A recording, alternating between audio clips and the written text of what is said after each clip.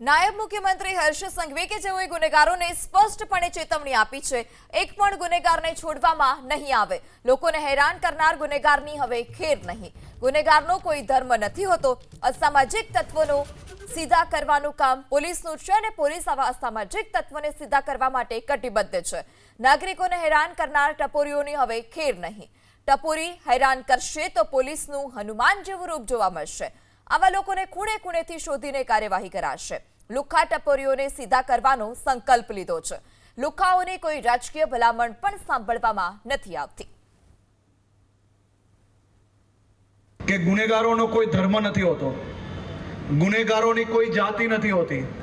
ગુનેગાર એ અસામાજિક તત્વોને સીધા કરવા માટે ગુજરાત પોલીસ કટિબદ્ધ છે।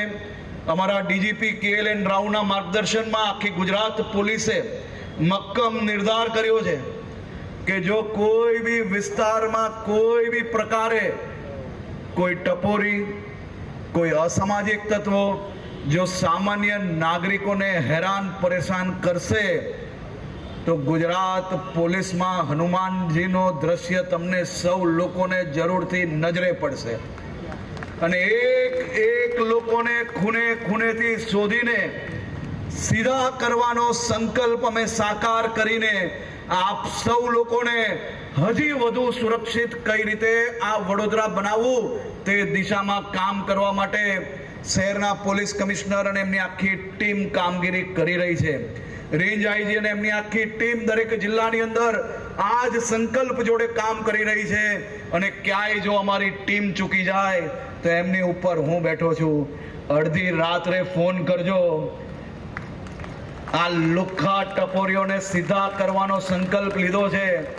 એમને ચાહે એટલી હિંમત અજમાવી લે, ચાહે એટલા લોકોને, નાના મોટા રાજનીતિક લોકોનો સહારો લઈને આ કોઈની ભલામણ હું સાંભળવાનો નથી। આ લોકોને સીધા કરીને જ રહીશ અને સમાજમાં સારા નાગરિક બનીને જીવવાનું એ લોકોને ફરજ પડે એ પ્રકારનું કડકાઈથી કામ કરવા માટે આ ગુજરાત પોલીસ અને ગૃહ વિભાગ આદરણીય મુખ્યમંત્રી શ્રીના માર્ગદર્શનમાં કામગીરી કરી રહ્યા છે।